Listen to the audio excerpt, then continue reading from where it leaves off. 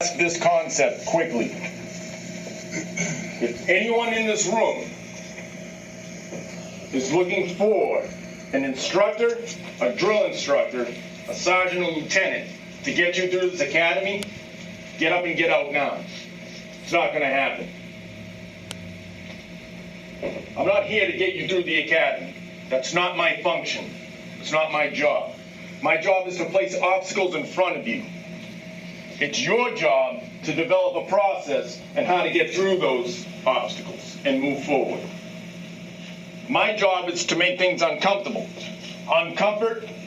Discomfort promotes change, promotes better habits. From there, it's up to you whether you develop the self-discipline to sustain those habits moving forward. Make sense? Yes, sir. If you're looking from the outside, for outside factors to get you through this academy, do not come back on the 8th. Is that clear? Yes, sir. Good morning and welcome to F.I.D.O Talk with David Thompson. On today's episode, we have a special guest. We have C.J. Murphy from TPS. Murph is the founder and head coach at TPS. He's a multiple award winner trainer, including the Strength of Spirit Award from USA Master Trainers. He's an ISSA Masters of Fitness Science certified strength coach, certified personal trainer through ISSA. He's a certified kettlebell teacher through the IKFF, USA Boxing Coach Level 2, USAW Certified Club Coach.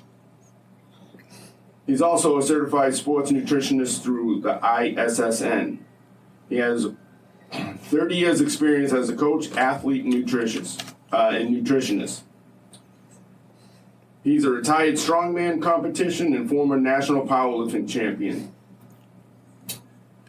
He's a member of Elite FTS Q&A staff, as well as being on the advisory board for Men's Fitness Magazine and Muscle and Fitness Magazine.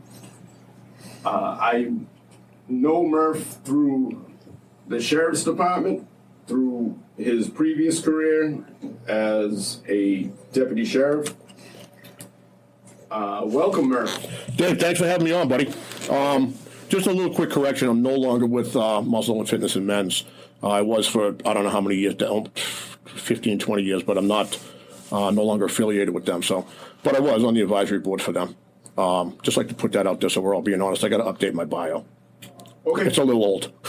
Yeah, no worries. So yeah, they have it. Still a great accomplishment. No, yeah, I was pretty proud of that. It was really cool opening up the magazine every month and see a picture on the inside cover. You know, yeah, it's an alphabet soup of letters after my name too, which really means nothing other than you met a minimum standard of competence that you won't kill somebody. Well, as we get along in here, we I think it'll be pretty apparent that whatever the certifications or letters are, they mean something with you because you apply them. Well, yeah, no, I think in any industry that you're in, that you should probably constantly get continuing education. And in order to maintain even the most basic certification, you need continuing ed units in the strength coach and the personal training field. So, you know, I ended up getting a whole bunch of certifications over the years, and I think what it means is that a lot of people see that you're certified this or that, and they think that means you're an expert at something, and I don't. I think that means that you've met a minimum standard to pass a test that says you have a basic level of competency. But the more you learn, the better you're able to serve your clients, right? So I tend to have I don't really do certifications anymore, but I did for years. Now I get my continuing ed in different ways, but I really think that that's something that in any industry, no matter what you do, you should always go out and constantly get continuing ed to see what's going on, because especially in the strength field, there's things that we were taught where, you know, they say the science is settled. Science is never settled. We know that for a fact. That's the whole thing about science, is you're always questioning it, right? And there was certain things that they taught us about physiology that they found out through later research that was not 100% accurate. So you do need to, I think, always just continue learning. Always learn every day. Correct. Yeah, I agree. And as far as the expert tag, I was with Alert doing a certification, and it was a FBI SWAT team commander who get up and gave a presentation. And one of the first things he said was the expert tag, because I find it very, very difficult in many industries across the board to accept that tag, because you pigeonhole yourself. There's always things that are evolving, things that are changing, new technologies, new opinions, certain things that were factual were proven to not be factual, and so forth and so on. And when it comes to leadership, I think that it's a great point to keep in mind, just because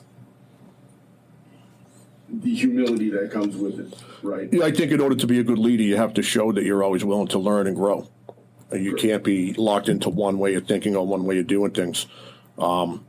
It's like I studied Jeet Kune Do. It's Bruce Lee's martial arts, the way of no ways, and I took a lot from that. Where they sum it up, they take what worked from something and they use it. Doesn't matter where it comes from, right? And they don't use what doesn't work, and they don't just not use it. They try to figure out why it doesn't work, right? So you can learn from anything, right? A great piece of advice I got from a good friend of mine was that I should subscribe to newsletters for different industries, technical newsletters, and find out what they're doing in other industries, because you might pick something up that can help you. And I was like, all right, so I did it, and it actually worked. Even if it's just running a business. Business is business. It doesn't really matter what your industry is. You have to know specific things about your industry. But at the end of the day, running a business is, knowing how to read spreadsheets and profit and loss, and knowing how to balance your books and marketing. And so you can take something from another industry and use it in your industry to better what you're doing. It doesn't really matter what it is. So always keep learning. That's a constant motto I have, is learn something new every day. Right. Guys at work used to make fun of me. I don't know if you remember, but I kept a dictionary with me. Sure. And I would look up a new word, learn a new word every day. Yeah, and the spiral notebook. Yeah. Right? Yep. Yeah, I remember in the booths, just getting down. And, now I'm that guy, right? Now I got Nick Crystal's 2.5-inch book with my notebook down, carving a spot out down in the bottom floor. You know exactly what I mean. And I'm that guy. Yep. So I can relate 100% to that, and it pays off. Yeah. It does pay off if you're invested into it, and it's a purpose of yours. You're better off practicing something for 5 minutes a day than you are for practicing something for an hour a week in one sitting. You get more by learning. Towson? I don't know. Okay. Probably.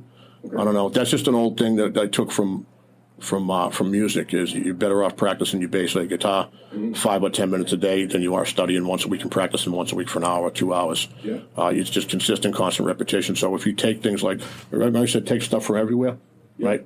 So you that's something that I learned taking music lessons when I was a kid, and I try to apply that. I try to do things every day, even for a couple of minutes. Not always successful, but it's something to do. Like I try to dry fire at least 50 rounds every day. Sure. Some days I get it, some days I don't. Yeah. But the more you do it, the better it works. Sure.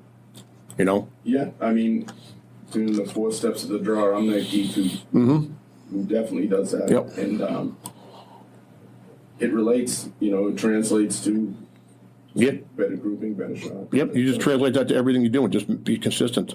Whatever it is you want to do, whatever it is you want to be better at, you have to practice. Agreed. So let's touch on your career in the sheriff's department. Do we have to? Well, in terms of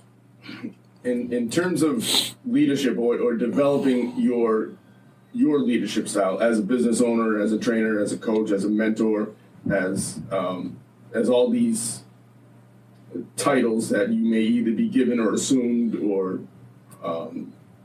have earned, right? What are some of the examples you have, good and bad, in that industry? Because it is a unique industry. Mm-hmm. Okay, and I think it's not very well understood, and I don't think that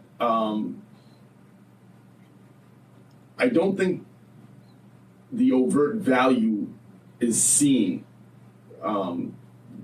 just because of the negativity, the negative connotation of being inside and dealing with what has to be dealt with, as far as the criminals or the detainees, the cons, all that stuff. That's just one side of it. And then you're dealing with administration and agendas and policy and all that kind of stuff. So if you've got a minute, what would be some of the examples, good or bad, that you've extracted and maybe applied in your business or coaching or anything? So I think when you talk about stuff like this, it's better to focus on the positive than the negative. We can touch on the negative, but I think the positive is I look at, of all the jobs I've had, even from when I was a kid, I've had good bosses and bad bosses. And I think everybody can say that. And at the Sheriff's Department, I think we were fortunate that we had one absolutely outstanding boss. His picture's right there on the wall in front of you. You can look at him. You can see him right there, right? I do. His name was Ed Kelly. I Sure. get a little choked up even just saying his name. I really try to manage to mimic my leadership style off of how Ed did things. He was a player's coach. You know, he was a good man. He was a family man. He was fair. If there was an issue, you got called down to Dad's office. And I wrote an article about this called Be a Leader, Not a Boss. It's on EliteFTS.com. You can just Google Be a Leader, Not a Boss by C.J. Murphy. And I wrote it about Ed right after he passed. It's hard for me to not, like you can see, I'm welling up a little bit. It's hard to talk about it. Mm-hmm. But I think Ed was the epitome of what a good boss was and what a leader should be. He wasn't a big man by any stretch of the word. He wasn't a tough guy, but we respected the shit out of him. And he commanded respect, and he was small in stature. But he wasn't, you know, he could talk shit with the best of them too, couldn't he? Absolutely. He really could talk shit with the best of them. But Ed's leadership style was frowned upon with the administration. And what they failed to realize is that if there was 50 people with machetes and machine guns, and Ed told us to go get them, we'd charge into them for them. And there's not too many people there that were supervisors that anybody would do that for. He earned respect because he gave it. And if you fucked up, you got called down to Dad's office. You got explained what you did and why it was wrong. And he said, well, let's not have this happen again. And it was done. Right? Correct. It was done. 100%.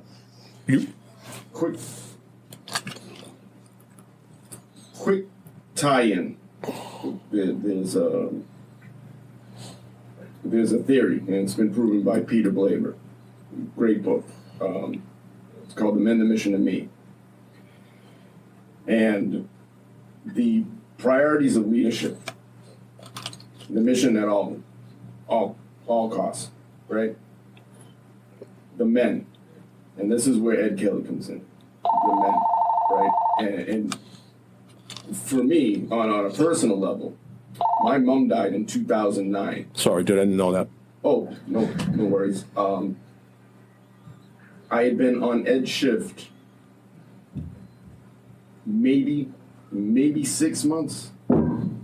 Maybe. When I found out, I called in, Ed answered the phone.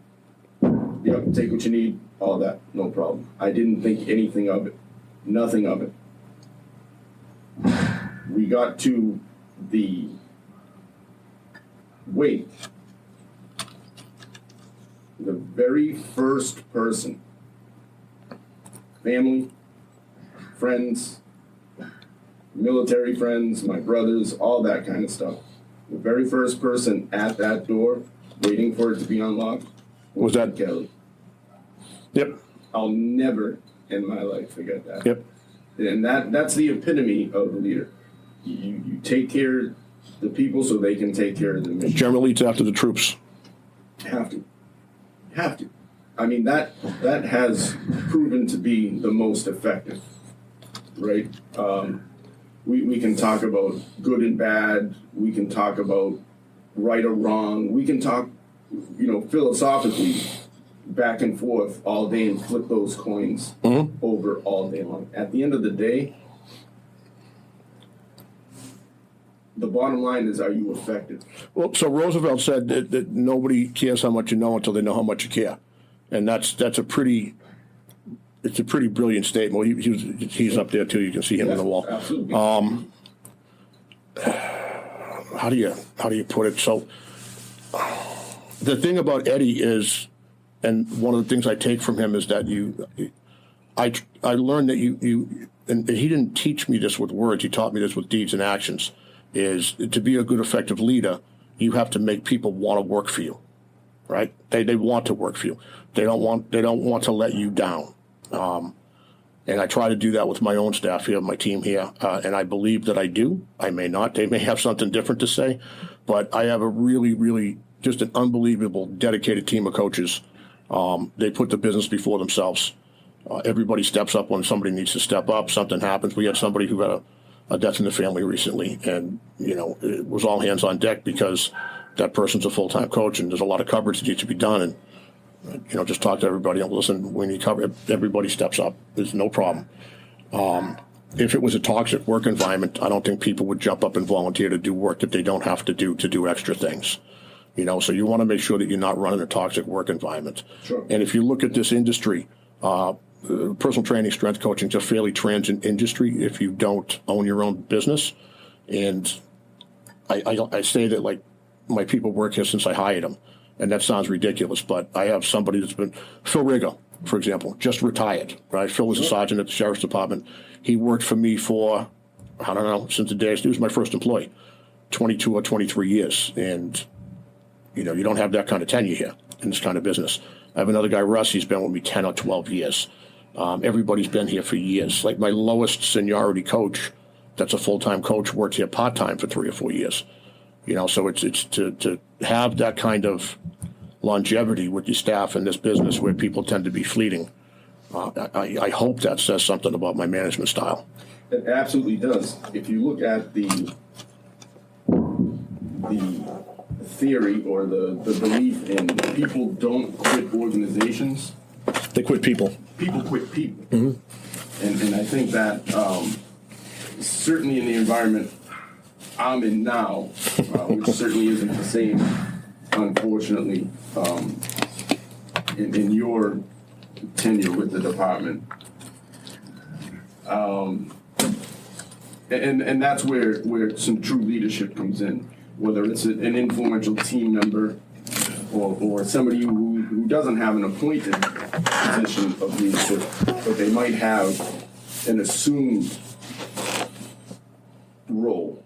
Well, we saw plenty of that. We saw plenty of guys that didn't have a lot of rank, but people would go to them for advice. Absolutely. Or if you're writing a report, listen, I'm not too good at writing. If I talk it out with you, can tell me how to phrase it, or whatever it is. There's plenty of people there. Look at John Bonds. John Bonds had no rank. Brilliant. Highly respected. It really should have been the shift commander. He could have ran that building. Should have been the shift commander. Could have ran the department. More people went to him for help than, I can name 25 guys off the top of my head like that too. And you know what's funny, Murph? People still reach out to him for union issues and so forth and so on. And it's, I think that is. I had my lawyer contact him. My lawyer was talking to me. He had a case, and I said, "Listen, call this kid John Bonds." And he said, "Does that kid want a first chair for me? Where'd he go to law school?" I'm like, he didn't go to law school. Yeah.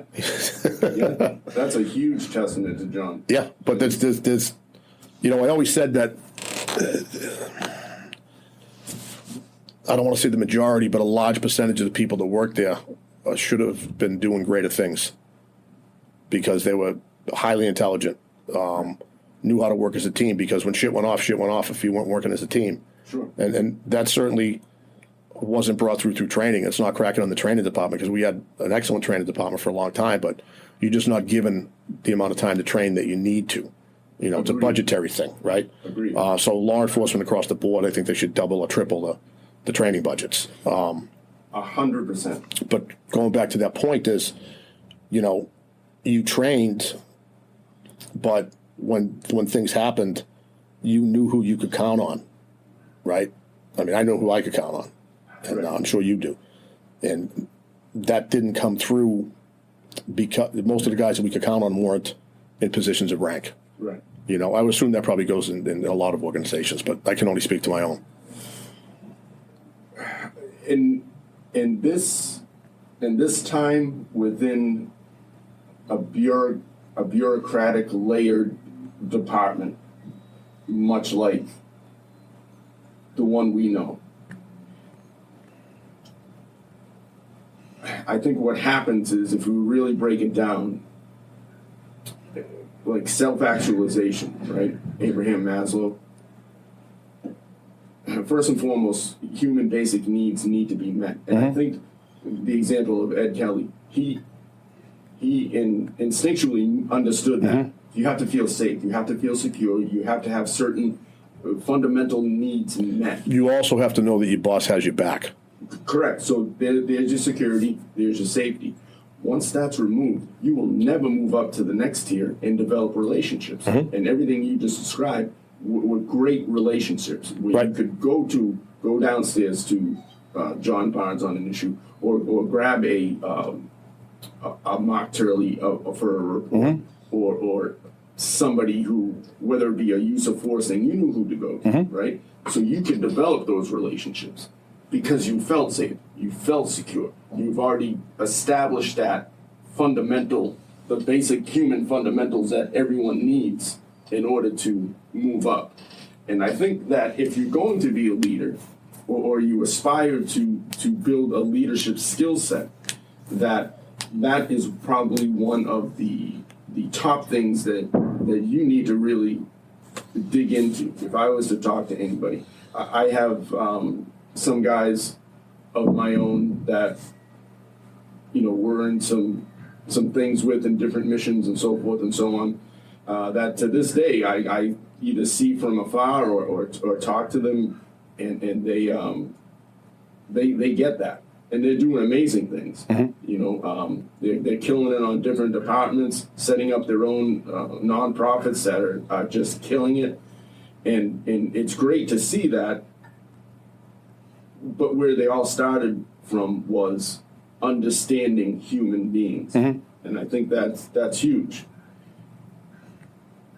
In a place like that, as weird as that sounds, or unconventional as that sounds, a place like that is one positive you can extract from there, is like the human element, right? And I think that's a great. Well, that's one of the things that gets you better at your job too. The guys that are better at their jobs could talk to people, from different backgrounds, different places in life. The ability to de-escalate a situation just through using words and posture. I was certainly not afraid to use force. Kind of known for that a little bit, but that wasn't the first option. When I first started, we were trained that if somebody just take care of business, that's what they taught us. Sure. And I found out that why take care of business if I don't have to? I can just and I learned that from Eddie. I remember one time, I don't remember what happened, but I remember there was somebody was going off, and we were inside the building, and Eddie was a lieutenant. And he came up and he just went over and talked to the guy. And I was kind of pissed because, the fuck, dude. He's like, if you can talk to him and get him off the ledge, get him off the ledge. Figurative ledge, obviously. The guy wasn't jumping off the ledge. But it's being able to understand how to communicate with somebody and read their body language, which is a skill that's we're going to see some trouble, I think, in the next coming decades with this generation of kids. That was the ability to read facial communication was stolen from them. Nonverbal communication's huge. Verbal communication's huge too, but nonverbal is probably bigger if you can read it. Upwards of 80%. Yeah. And if you can read nonverbal communication and know how to, I don't want to get into micro signals and shit like that, but you know what I'm talking about. It's when there's pre-assault cues coming and you have to go to force right away. A lot of people don't understand that, but you understand what I'm talking about. Your listeners probably know what I'm talking about. Somebody looking at something on the outside would say, well, why did he just jump? He was telling you he was going to jump. His body was telling me that for 40 seconds. Right. Why did you create space? Because you could see it coming, Sure. But learning that ability from Ed to be able to talk somebody down as opposed to put somebody down, that came through more towards the middle or the end. And I think at the end it was far more so. There was incidents. I was assigned to a block one time. I don't remember which one, but you know, a young kid, never saw him before, comes up and starts getting in my face. I'm just sitting at the table. So I stand up. I'm like, dude, you know, let's just chill. And an older guy come over that knew me for however many years. He's like, yo, don't fuck with that dude. Just don't fuck with that dude. He's not going to mess with you if you don't mess with him, and you're fucking with the wrong dude, right? So, not that I'm a badass, but he was trying to instill to the guy that, like, he's a fair dude, just leave him. But had that happened later in my career, I probably would have handled it differently. But earlier in the career when this happened, I remember this incident. And, you know, you could say that was, I had earned the respect of somebody through Lord of the Flies, right? But if you don't have to be Lord of the Flies, you shouldn't be. I might be sounding cryptic right now. I'm just trying to not give away too many details, but No, you're you know what I mean? So it's learning how to talk to people and not just talk to people, how to communicate with them, because they're two different things. Communicating with somebody, talking to them is totally different. I agree. You know, totally different. So that's a huge lesson that Ed taught me. And, you know, looking at some other people there that were in positions of rank and supervisory, it's I learned exactly what not to do, exactly how not to lead. You know, like what did Sonny say? Is it better to lead through fear or intimidation? Right. Fear, definitely fear, right? Fear or leadership, fear or loyalty, fear. So that's not true. But that's a movie reference for you young kids that haven't seen Bronx Tale. But you know, there's you know, one in particular. I'm not naming any names, but there's anybody that knows where we work knows who I'm talking about. Is everything that you should not do as a leader. It's absolutely everything you shouldn't do. Just not a good leader. No care or compassion for the troops. So I try to mimic my style too. As in the early days when I was still employed at the sheriff's department, is all right. How am I going to handle this situation? Well, I'm not going to do what this guy would do. I'm going to do what Eddie would do. Right. And believe it or not, I went to Eddie quite a few times saying, Ed, listen, I got some problems outside of work with an employee. What do you think? And he gave me some advice, and it worked, you know? So like I said, we don't want to focus on the negative, but there's too many examples of negative, I think, in that particular department to waste a lot of time on. You know, there's a lot of positive on individual levels, but as a whole, I think it's a grossly mismanaged agency from the top down. And the culture of it was totally different when I started in the 80s. Sure. Right, so I started in '89, and the culture there was different. The culture there was team loyalty, and that was not the culture when I left. And I've heard it's only got worse. Unfortunately, you're 100% spot on. And for me, on a kind of a self-serving level, it's great. It's great subject matter for blogging. Mm-hmm. Or, you know, oh yeah, how not to lead. Right. Yeah. Exactly. And take a spin on it and apply principles, because we've been leading since the beginning of mankind. Yep. I mean, that's the truth. So if you go back almost every lesson, if you're willing to dig and you're willing to put in the time, you can find multiple examples of how to approach any particular situation you might find yourself in. If you're willing to put the time in.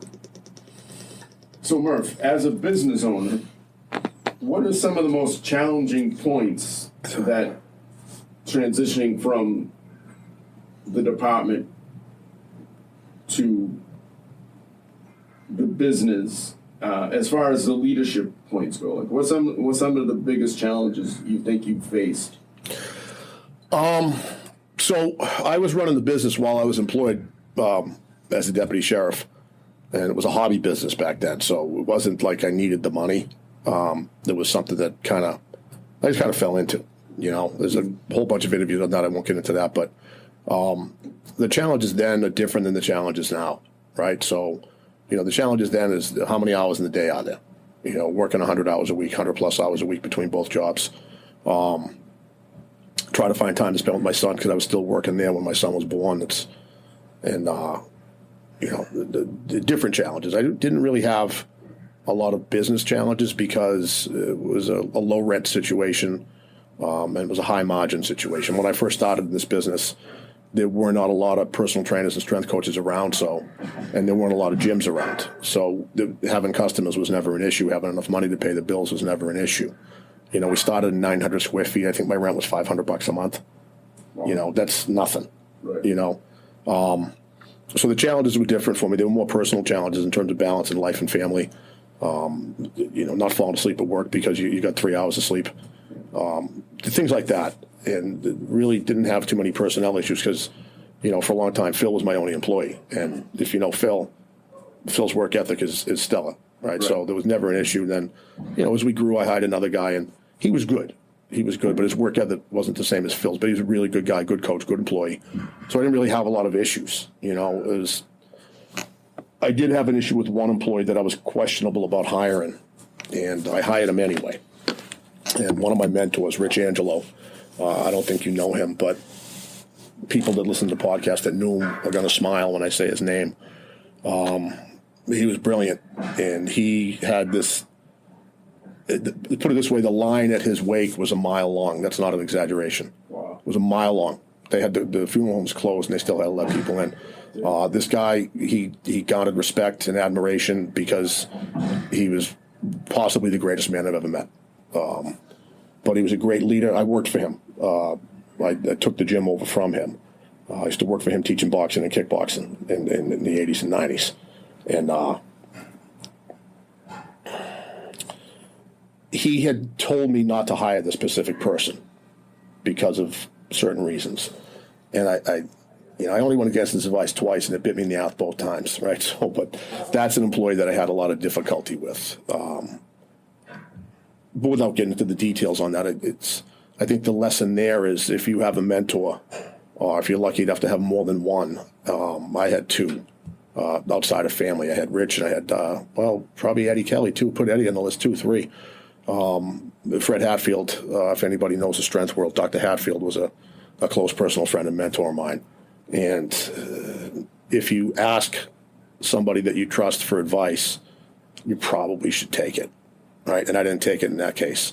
So that was a challenge, right? Being able to not trust my gut, right? So I just finished a book, The Coddling of the American Mind. It's a very, very good book. But one of the things they talk about is don't trust your feelings. Trust the data. And I trusted my feelings at that time, thinking that this person would not behave in a certain way and not do the things that he had already shown that he will do.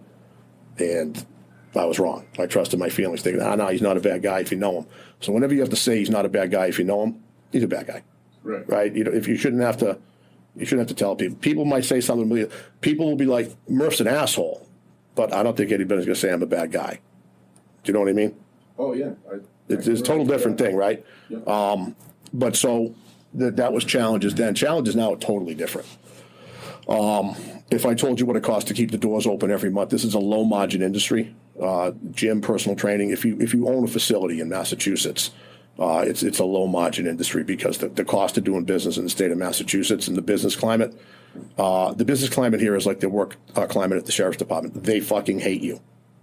They're looking for a reason to ding you, and they're looking for, so in the state of Massachusetts, they're looking for a reason to tax you. So it's a tough business climate, and when you look at what the rents go for and what property goes for and what the expenses in a business are, those are more of the challenges we have now, and making the budget every month is a challenge. We don't even take the fact that the government forced me to close for as long as they did, but yet I still had to pay my rent and I still had to pay my real estate taxes. So the government wanted me to give them a couple $1,000 a month in taxes for property tax, but I couldn't have my business open. Does that make any sense? Nobody thinks about that. Do you know what I mean? Still had to pay the electric bill even though we weren't open much. Or you still had to pay all the bills and you got no money coming in. So trying to recover from a hardship like that is rough. And that's really the challenges now tend to be a little bit more fiscal. But since the COVID bullshit happened, the greatest psychological operation ever perpetrated on mankind, by the way, ladies and gentlemen. That's my words, not Dave's. You are living through a fucking psyop right now. There's a Venn diagram of this somewhere. with the 1984 and Fahrenheit 451, and it's on the outside, and you are here in the middle, right? So, they call me a conspiracy theorist, but unfortunately, everything I said came out to be fucking 100% true. So, take that for what it's worth. But living, Insurgencies happen daily. bro, watch the interviews with the Russian guy from the 70s when he defected over here. 70s, 80s, you know what I'm talking about. I can't think of his name. There's a ton of them. But anyway, we're going off topic. But so go back to business challenges. One of the things that we found as a business challenge now is simply finding personnel. I'll put out an ad for part-time work, and you get 2 responses. Where pre-COVID, and going even a year, 2 years before that, 3 years before that, I had resumes coming in every day for people that just wanted to get their foot in the door to work here. Without tooting my own horn, Total Performance Sports, TPS, we're pretty nationally known as a place with high-quality coaching staff. We're good at what we do. We're very good at what we do, and people in the industry know that. And a lot of people would want to work here and intern as a coach. And now either we suck now and nobody wants to work here, or it's the problem that everybody else is facing. You can't get employees. I have a friend that owns a body shop that was offering something like $37.50 an hour, health insurance, and a paid cell phone and a sign-in bonus. Can't get anybody to work. His shop's backed up out of control. Another friend of mine owns a trucking company, and he can't get drivers, and he pays well. He pays truck drivers well. They make 80 to 100 plus a year, and how can you not get somebody to work for that kind of money? They just don't want to work. People don't want to work anymore. Yeah, it's a paradigm shift. So that's why I say I don't think it's me. I don't think it's my business. I'm not getting resumes because we suck. Right. I think it's everybody I know that owns a business says the same thing. They always said it's hard to get good employees, right? Which I'm lucky I have good employees. They're unbelievable. They really are. Yeah. But I think that back then it was hard to get good employees. Now it's just hard to get an employee. At all. Right.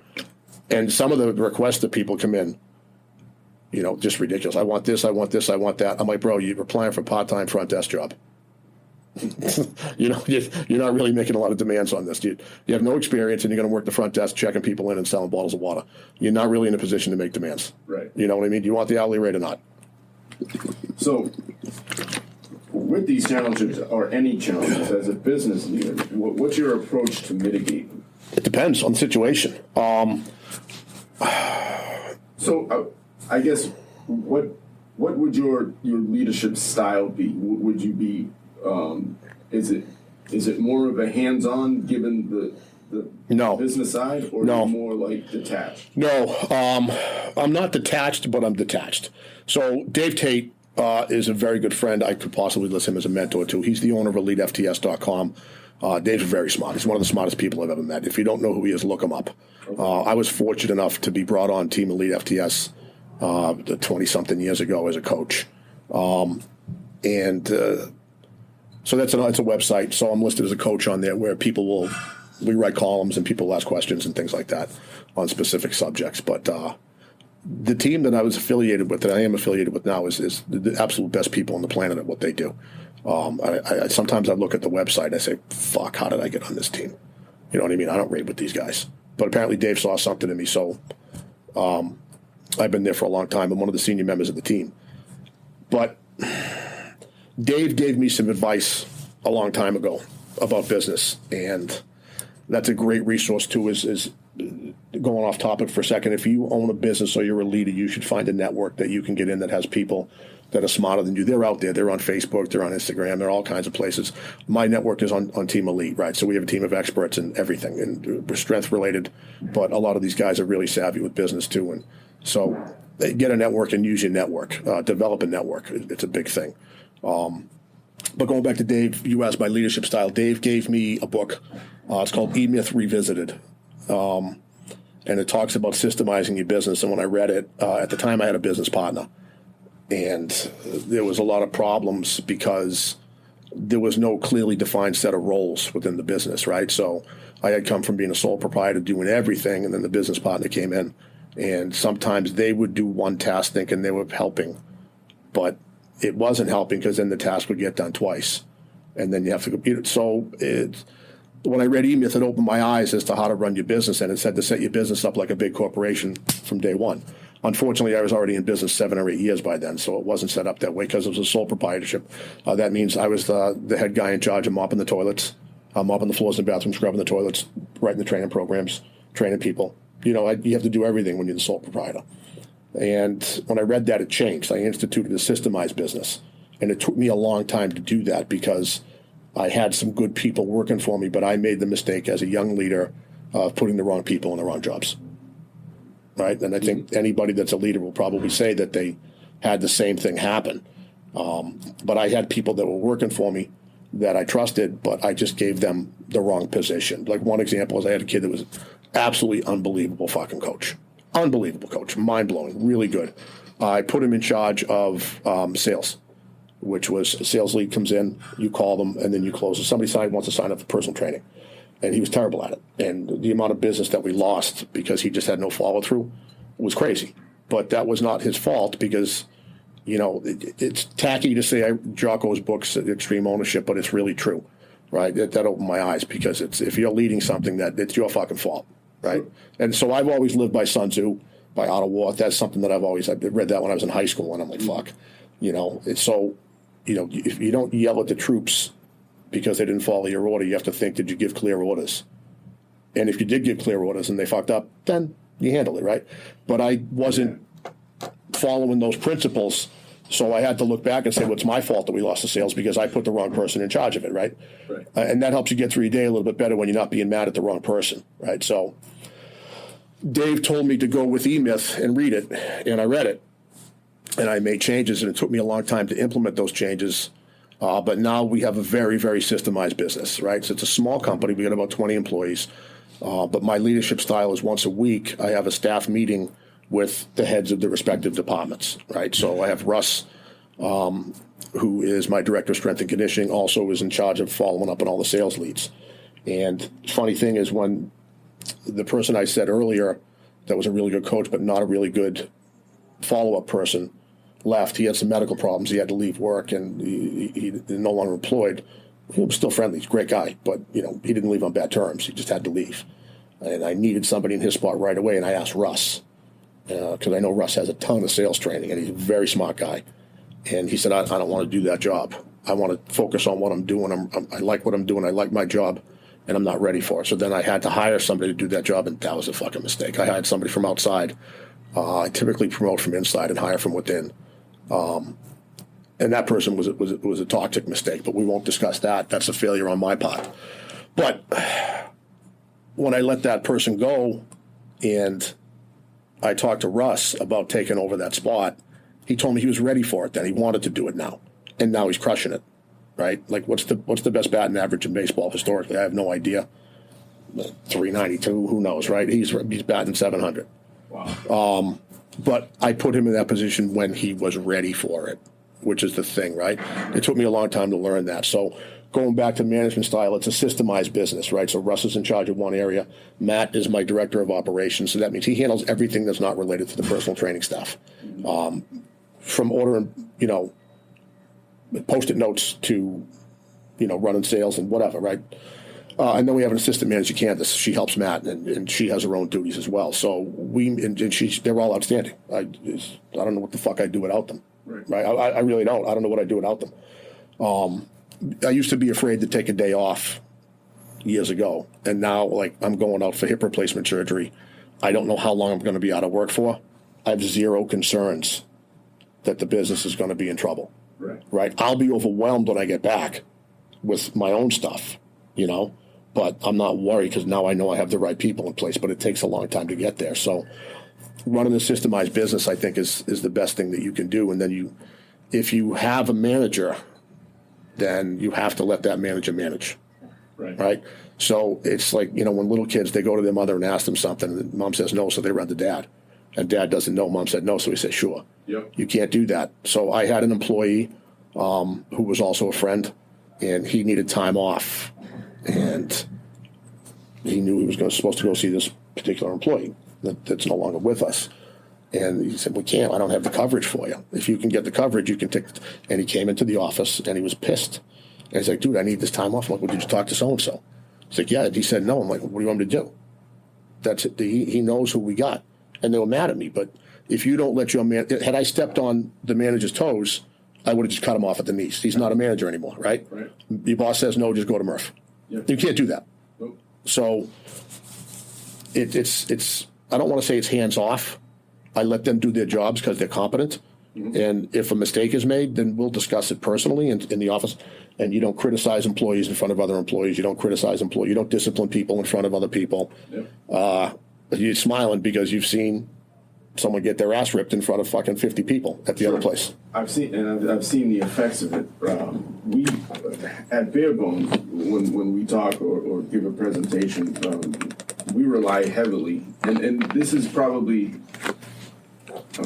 somewhat of a comfort zone for me. I rely heavily on the 11 principles of leadership through the U.S. Army, and those are born from all the way back to Washington. even before that, Sun Tzu, Okay. Marcus Aurelius, Alexander the Great, like throughout the annals of history, Anals. annals. I like anal. If you, Everybody likes anal. if you have a chance to go through like Annapolis or some of those libraries, the volumes of literature and stuff go all the way back to the beginning of time. So we rely heavily on the 11 principles, and one of them, as you touched on, is know your people and employ your people according to the capabilities. So you have, and everything comes back to the people, right? And we quote the Jackos or the Goggins or Paul Howe, or we quote all these people, and people, some other people do get put off from it. But one thing that I've heard it from two different people. I've heard a question asked to Jocko, and it was said, why when you come up here you give this advice for free? And he said, and I'm summarizing, he said, because it's not mine. Mm-hmm. It's not mine. It's something that's out there. Yep. And it's very true. Leadership is a very complex subject. It's very complex because it involves human beings. I think it's very complex, but it's very simple. It's a dichotomy, right? The approach to leadership issues can be simple if you choose to simplify them, right? And the 11 principles, as your right and left limits, are a tremendous tool. What is maybe can be frustrating is Gary Vaynerchuk. The example I got from him was he was given a presentation, and at that point he had gotten pretty big, and the question presented to him was very similar. If you're building Vader Entertainment and you have all these brands and all this stuff, why are you out here giving this advice away for free? Like, aren't you afraid that the next one coming up? No. His answer, and it astounded this audience, a younger audience, was the reason why I come up and tell you this, because 98% of you, everyone hears what I'm saying, 98% of you are going to remember this maybe tomorrow. And he said, and I quote, none of you motherfuckers are going to do a damn thing. You're not going to apply a thing. Nothing. 1% of you will try it, get frustrated, and move on. The other 1%, the one who will apply it and really try to make a run for it, I think I'm established enough to be okay. Yeah, so I think that's, leadership is simple, but it's not complicated, but it is. It's very complicated, but it's,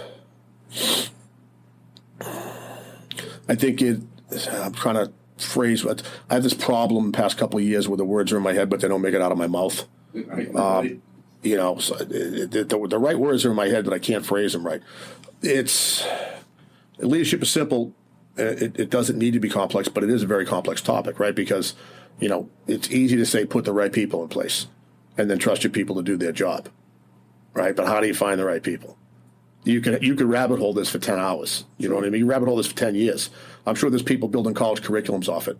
But one of the things that I was going to say about this is that you mentioned going to a lot of seminars and listening to presentations, and I do the same thing. But typically when I have a business, I have a friend who's a business professor, another one who's an economics professor. I have a couple of friends who are economics professors. Who the fuck would think I'm friends with economics professors, right? Fat kid from the projects hanging out with a guy from Harvard. But so I tend to not get my advice from academics and people in a teaching setting on a lot of topics unless that person has done it, right? So I think the best example of that's probably Travis Haley. Right? So if you guys don't know who Travis Haley is, look him up. I took a Haley strategic course, and I'm going to listen to every fucking word that motherfucker tells me to do. If Travis Haley told me to do it, I'm just going to fucking do it. I'm giving him the benefit of the doubt. Whereas if I look at my own industry, there's just a million guys that write these info products, and they, you know, it's $1,000, but if you buy now, it's $19.99 for the next 10 hours, and you buy it because I buy a ton of that stuff, right? It's like canned business stuff for personal training and gym business. There's always, it's worth $20. There's always one thing in there you can use, right? But that's always leads to the upsell for my $29.99 a month coaching service or whatever it is, right? But none of these guys own gyms. You know what I mean? Yeah. They don't train people, so I don't get advice from them. They write copy, right? So these guys are professional copywriters. I'll take your copy and swipe it. But I don't really do that. I dress it up usually, but usually I write my own copy, but that's a different story. But so where I'm going with this is the biggest thing in business, I think, is if you have questions and advice on how to do things, find somebody, preferably in a similar business, and ask them how did they tackle this issue, right? So if I have a question about managing one of my strength coaches, I'm not talking to my buddy that owns a trucking company, although I might because he has employees too. I would talk to him about something different related to business. And, you know, they're two dissimilar businesses. So he may not have the answer I need on how to deal with a strength coach issue, but he might because the strength coach at the end of the day is an employee and his truck driver is an employee. Right. Make sense? Yeah. But I'll call somebody like I call Alan Cosgrove a lot. If you don't know who Alan is, you guys can look him up. He owns the most profitable facility in the world by square foot. And he's a brilliant coach, but he's a more brilliant businessman. Okay. And if I have business questions, I'll call him a lot. And I call another friend of mine, Mark Bodley, one of the smartest people I know. He's also my stunt double. Very, very smart guy, owns multiple businesses, pretty successful, and always has. And so there's people that I go to within my own industry to ask questions, but there's other people that I go to outside my industry to ask different questions. Right. So people that are doing, I learn from people that are doing. Right. So I'm not going to ask the Harvard economics professor or the Brandeis professor how do I steer my business through COVID. Right. How do I prepare to steer my business through the next one? Because they don't fucking know. Right. I know because I did it. I have friends that know. They did it. I'm going to ask them, what did you do? Right. And building on that topic, I lost my train of thought, Dave. Give me a second. Fuck. It's gone. I had a great point to make. This happens all the time. Go ahead. Say something. It'll stimulate it. It'll come back. No, so we've been talking a lot about, like, leading other people. One thing for me, and maybe this is just a personal thing, but I think it resonates.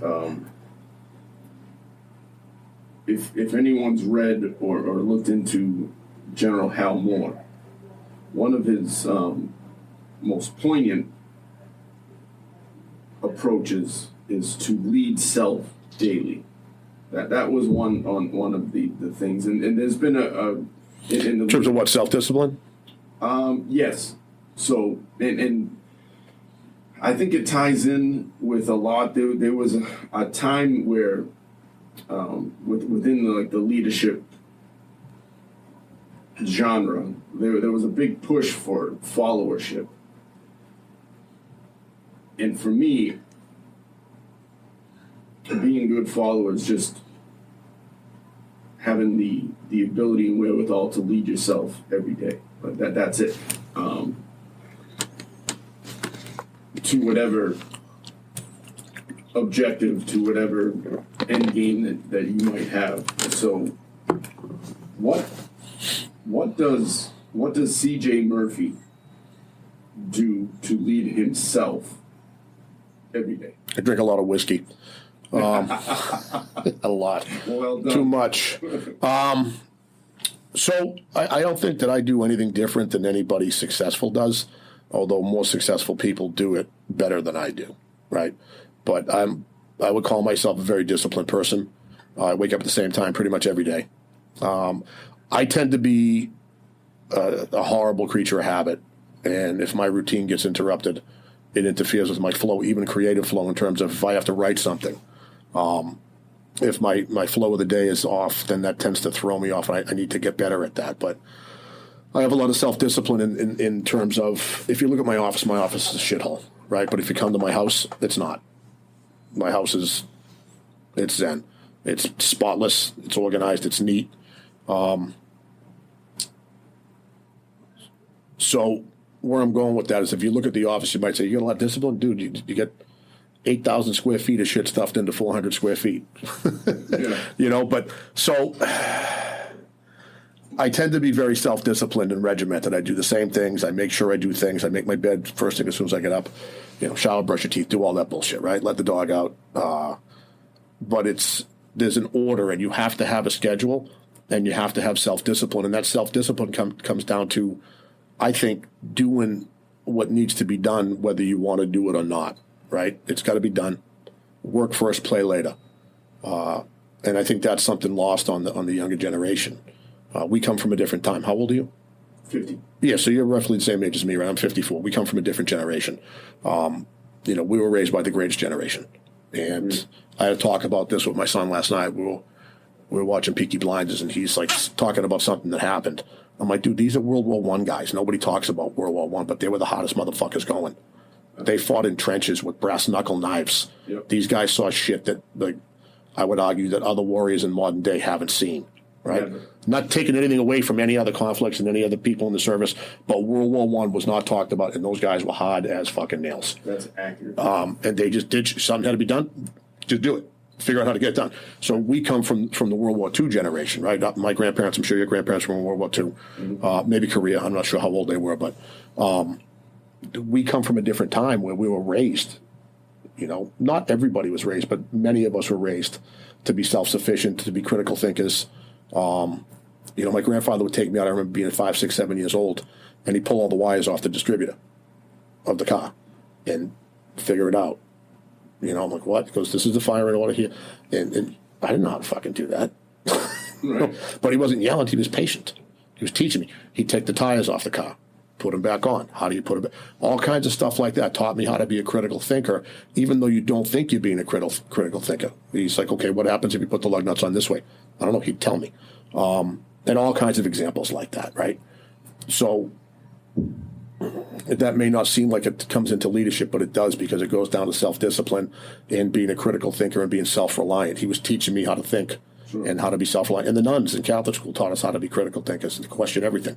They don't teach the kids to question everything anymore. They're teaching me mindless slaves, right? We were taught to question everything, unless it was God. You don't question God. Until you do, you get a beating with a ruler or a yardstick. But that's a different story, right? That's a whole other topic. But it's so how do it's going back to what you said. It's like I have a lot of self-discipline, a lot of regimented routines, and you have to do things that have to be done, and I have an order that they get done in, right? I come in the morning, I have certain things I do in the morning. I call it my morning work, right? Then there's different things that go on throughout the day, and different days have a different focus. Thursday is my writing deadline, so I tend to write on Thursdays.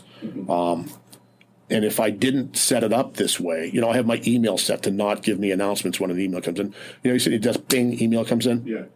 Mine doesn't do that, because it just takes you off your track. Sure. You know what I mean? If I'm working, I mute my phone. There's a lot of things that you do, but you have to figure out what it is for you that your regiment of the day is going to be. And you also have to be dynamic. I always say a bomb went off, right? It's not a literal bomb; it's a figurative bomb. You know, in here, it's usually plumbing. The fucking toilet exploded again. I don't know why, but there's always, you have to be able to be dynamic when a new situation comes up, and you have to deal with it right now without letting it fluster you, and that goes to personality too. And I think people with our experience work-wise, you know, the toilet blows up in here, it's a big fucking deal, but it's not as big of a deal as this guy just had his skull bashed in and there's brains on the floor. Right. You know what I mean? So you everything's, and I think that's probably a lesson I learned from somebody a long time ago. Speaking about leaders, when I had this boss at the airport, Dave Mills, he was a great guy. And the airport, I worked there in the 80s, and it was one of the most stressful environments you could work in. Everything's fast-paced. Everything's going to be done now. If you caused a flight delay, then you got in all kinds of trouble. The company lost money, things like that, right? So something happened, and I was in a leadership position. I was a dispatcher, but that was a supervisor's position. They just called it a dispatcher. I ran all the trucks, and I ran on, you know, so something happened on a flight, and it was a big fuck-up. I don't remember exactly what it was, but what I do remember is that this guy was unflappable. Absolutely fucking unflappable, no matter what the situation is, right? So I'd always hoped if some shit happened on the shift, it was when Dave was the manager that day.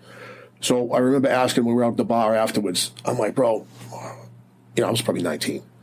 And I'm like, how do you stay calm like that during all that? That's one of the worst situations I've had to deal with. And he said something like, if that's the worst situation, you're lucky, right? I'm like, dude, seriously, how do you stay calm? And he got all serious. His voice got deeper. And this was a light guy. He wasn't you know what I mean? He wasn't a hard guy. And he said, I was a door gunner during the evacuation of Saigon in Vietnam. Do you remember that? I'm like, yeah, I remember watching that on TV. He goes, okay. I was a door gunner in Vietnam, first air cav, and I was a door gunner during the evacuation of Saigon. And he said, I told myself, whatever happens when I get done with this tour for the rest of my life is not as bad as this. It's just not as bad. No. And I was like, fuck. Yeah. You know, fuck. So that's part of the self-discipline. I look now and I see something that happens that's an emergency. You know, we had a fairly big emergency that was going on behind the scenes that I'm not going to talk about here, but it was had the potential to be a catastrophic event for the business, and like closing permanently. And it wasn't COVID. You know, during COVID, I wasn't worried about making it through. I said, if you make it through, we make it through. If we don't, we don't. If business is folding left and right, I'll do my best. And I figured out, and remind me to go back to planning. But this potential catastrophic incident that has since passed, it was, I thought of Dave Mills. And I'm like, well, if this happens, nobody's shooting a machine gun at me. Right. Do you know what I mean? Yeah. Okay. I can do something, right? So you asked another question on leadership style. I don't know if I covered that topic enough that I wanted to make the point with Dave, but I think I did. You asked another thing about management style and leadership styles. I tend to plan for every possible outcome. And my girlfriend always says that you're worried about stuff. I'm not worried about anything. I'm coming up with every possible scenario I can come up with. Like, did you see World War Z? I didn't. You should watch it just for the one scene. It's a movie where zombies take over the world, and Israel's the only one that kind of gets through it. And they're in this meeting. And how did you guys figure this out? And they said 10th man theory. And I don't know what 10th man theory was. They talk in the movie. They said whenever we have a situation come up, we have to plan for every possible outcome. And one person's job is to create the most ridiculous possible outcome that could possibly happen. And they said, what was it? Guy said zombie invasion. So we built a wall zombies couldn't get over. And I pissed myself laughing, right? But I tend to be like that. And my girlfriend's like, you worried about stuff? I'm not worried at all. I'm planning and coming up with, if this happens, this is how I respond. If this happens, this is how I respond. And that's worked out, I think, to my benefit, because, you know, sometimes you do something or something comes up and you think, you know, excuse me, what you think is going to happen doesn't happen, and the most outrageous thing happens. You're like, oh, fuck, I got to plan for that already. Right. You know, so I don't know, maybe I waste a lot of time planning for outcomes that won't happen on if there's an incident, but. No, I mean, contingency planning, you'd rather be the warrior in the garden than the gardener in the war, right? Right. So yeah, I think that's part and parcel with a leadership role. and it's the big picture, right? What I experience on a day-to-day basis is a lot of small ball thinking. A lot of small ball thinking. How do I get from this stack to this stack and out by 4? And everything else, yeah, all the best. So some of the best advice I ever got also came from Dave Tate, and it applies to exactly what you're thinking, small stack thinking.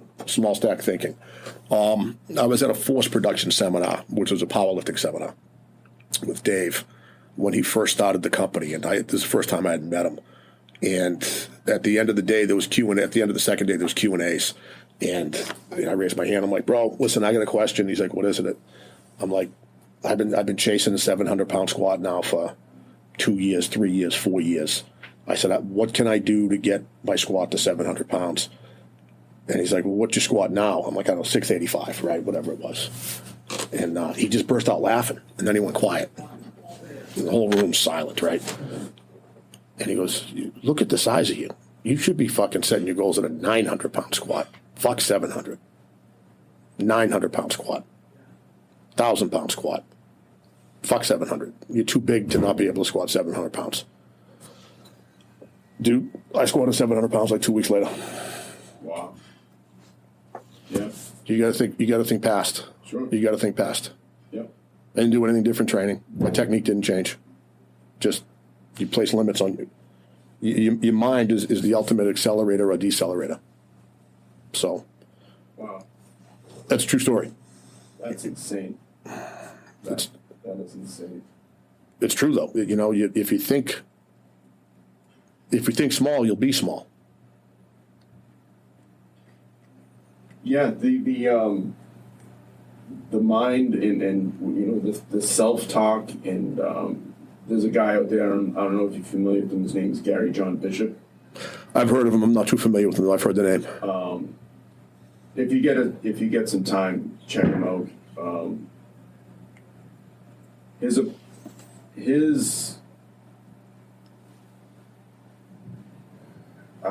approach, his projection, the way he delivers, I would say isn't for everybody. He's from Scotland, broken all, Cosgrove. complete lunatic. Yeah, Cosgrove.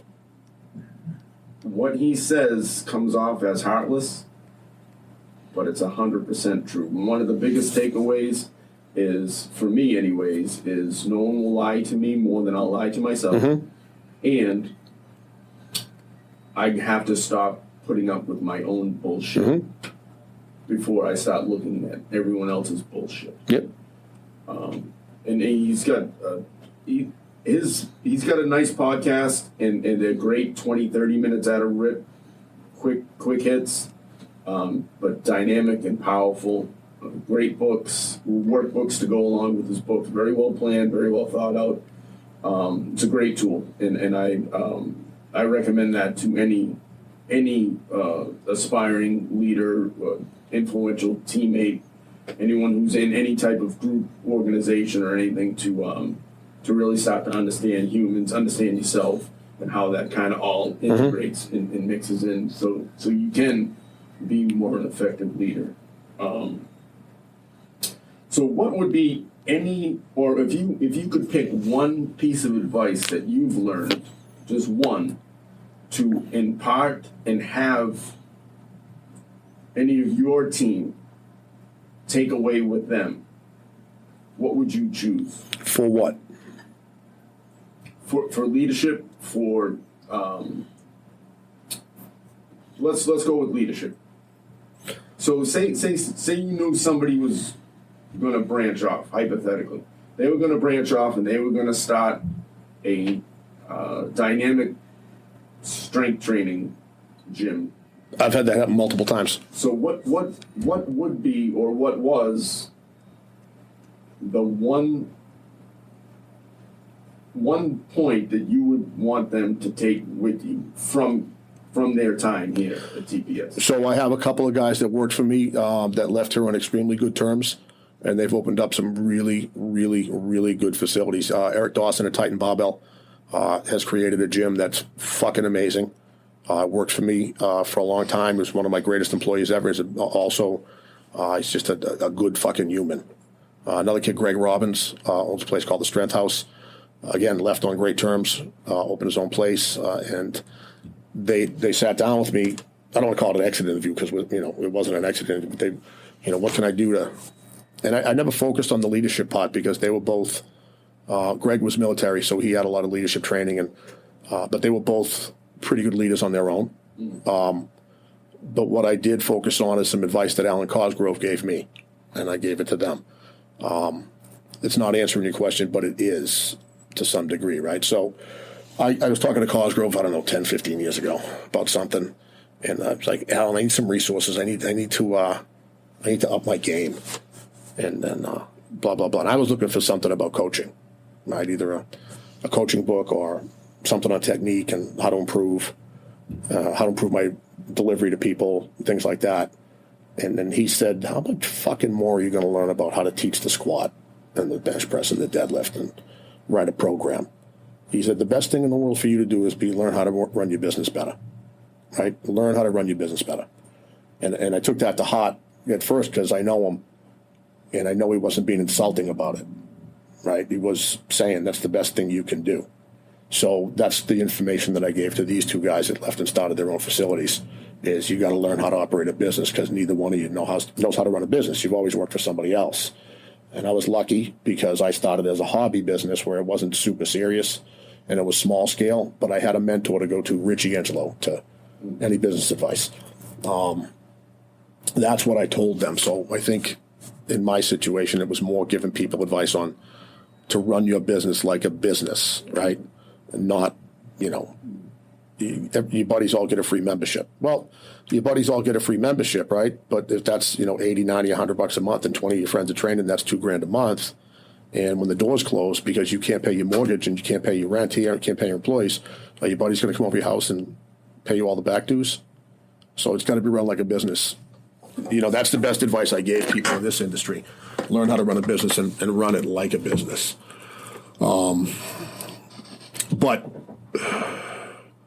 with my employees, I don't think I've given them a lot of advice on leadership. I've given them, my key employees anyway, I've given them, my managers, I've empowered them to, this is before I ever read any of Jocko's stuff, but Jocko says it all the time. Don't ask your boss what to do, tell him what you're going to do, right? And they come in and we have our weekly meeting and they'll tell me what the problem is, if there's a problem. And I'm like, okay, what are we doing? And they'll already have a plan for me, usually 2 options, 3 options. And then my management style is also different. Obviously, I own the place and it's my call. But I share with my management team basically every aspect of the business. And we make decisions together. And sometimes the decision we make isn't the one that I like the best. But the 4 of us sit in here, Candace, Matt, Russ, and me on Wednesdays. And when there is an issue to be brought up and be dealt with, whether it's a customer service issue or something to do with one of the programs, how we fix it, how we improve it, doesn't matter what the issue is. We all talk about it and we'll either table it for the day and come back next week with everybody's got ideas. And we'll take a vote, and we go with. I don't want to say we go with majority rules because that's a terrible way to go. We look at our fucking government majority rules, right? Well, we're fucked. Just because most people want it doesn't mean it's right. But we come up with the solution that's the most beneficial. And if it's something that we'll just use me, I don't like that idea, and we'll talk about it and be like, all right, well, you know what? Because somebody can give you an idea, and you're like, no, fuck that, right? Well, give them a second, let them explain the idea. What was his thought process going in? What's the thought process going up? What's the ultimate end game behind that idea? So that's how I manage. We come to a decision together. A lot of people, I don't think, have enough self-confidence self-confidence might not be the word. I think a lot of managers' egos would get in the way of that, right? So self-confidence is the wrong word. Ego. Now, fuck that. My employee's not telling me what to do. I don't know, bro. Very narrow-minded approach. What the fuck did you hire them for then? Right. Right? Sure. Your employee should be your counsel, right? Because sure. I would much rather be out on the floor coaching every day for 8 hours than sitting at my desk. But I'm in my desk running the business all day. So if there's a question on coaching and implementation in a program or something like that, I had better fucking listen to them because they're out doing it. Sure. You know what I mean? Sure. So I think trust your team. And what a testament to your team who comes in with issues, right? At whatever scale the issue might be. In addition to that, they come in with the solution. Solutions, Minus, possible solutions. minus the solutions, it's a bitch session. You complain. Right. You're complaining that you have these issues. Mm-hmm. So that's a huge testament to your team as individuals, and it's a testament to you in what you've built here, for sure. Well, I think they know that they can come in here and say, this is the problem and this is how we're going to fix it. And, if you have to, they don't know how much they don't care how much you know until they know how much you care, right? So, maybe I know more about writing a program than they do. Maybe I know more about, going through QuickBooks than they do. Maybe, who knows, right? But they know that they can still come to me with something and I'm going to listen. Right. And if I don't like the idea, I don't say no. I'm going to say what I don't like about it. And a lot of the times they'll say, but we already thought of that. And this is how we fit. I'm like, okay. Sure. Now I like it a lot more. Yeah. So, so they know that they can come in and say, this is what's up. Right. And that for any young or influential people who are building, even if you're building a network, right? So at for example, the department nowadays, right? The climate is what it is. The climate is always going to be a direct reflection of the top principles. Management reflects leadership. Right. It always is. So how do you mitigate that from the bottom level, right? And for me, I like when I wrote my bio, it was I feel like I had a unique experience where I've been in some larger or bigger leadership roles in different countries and doing different things, different missions in the military and so forth and so on, to coming back to the first level of the department, going into a training role where you're sitting in front of groups of people That don't want to be there.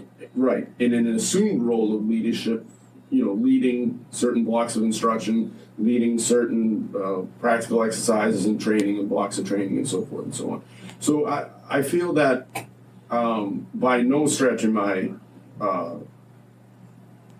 covered everything, but I think it's a good perspective. So to mitigate some of those toxic traits and toxicity, if you will, at different organizations, one thing is, in the simplest term I know is like just a counterinsurgency. So you surround yourself with 1, 2, or 3 of the good guys, right? And you have these conversations like we're having here. And we whether it's in central and there's a few guys in central control, or certain areas, physical areas of the building, and you have conversations with some of the younger guys. And you talk about this stuff. And when an issue comes up about this policy change, or we're doing this, or F this, and this, that, now you can engage in that, right? Do you find that that's similar here with whether it's either younger clients or younger staff, or do you feel that nowadays in today's society and the way things are kind of structured and built that those conversations are more? Not on my end, I don't think, and I think it's only because I'm just chained into this office so much. Okay. But when I do get out and have conversations with people, it's all different age groups, and it's all, some are customers, some are employees. I think that the majority of the younger employees, for the most part, aren't prepared. Children are developing at slower rates now, especially the past 4 or 5 years, the past 2 years. There's a lot of research on this. They're not prepared for adulthood. They tend to, when we were 18, you're an adult. You moved out, paid your bills, and there was no transition there for me, almost none. I just moved out. Do you know what I mean? Yeah. What do I got to do? I got to set up electrical. Okay, telephone. Okay, cable. Yep. All right. I don't have enough money. What do I have to do? I don't have to ask anybody. I better take an overtime shift, or I better get another job, have a part-time job. Kids now, I don't think that they're prepared. The younger generation, and that's us across the board. The people that study the data say that they're, an 18-year-old now is not an 18-year-old when we were growing up.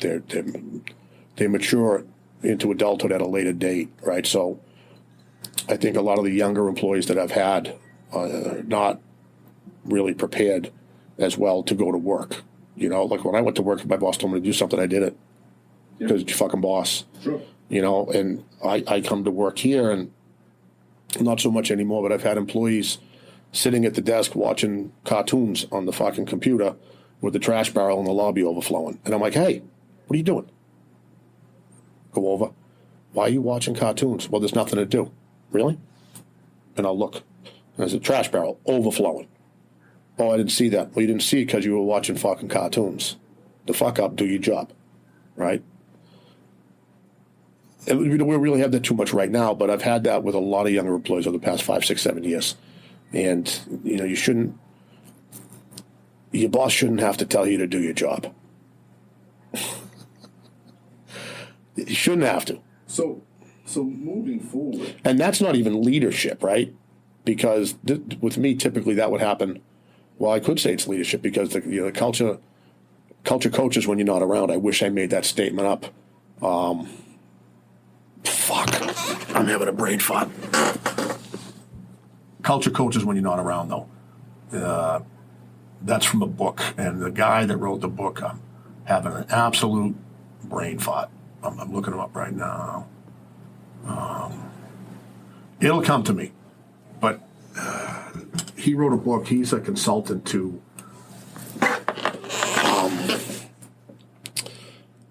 like the premier soccer leagues and things like that. And he's written a number of really good books. I want to say it's Colin Ferguson. Let me Google it real quick. I don't know why I can't remember his name. Well, I know I can't remember his name because I've been hitting the head with everything in the world. Fergus Conley. Okay. Let me double check.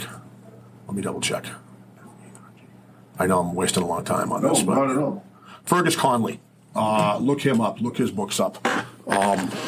He's brilliant. And the culture coaches when you're not around is something that he came up with. So I guess that I didn't instill the culture on these younger employees because all the other employees know if there's a piece of trash on the floor, we just pick it up. Sure.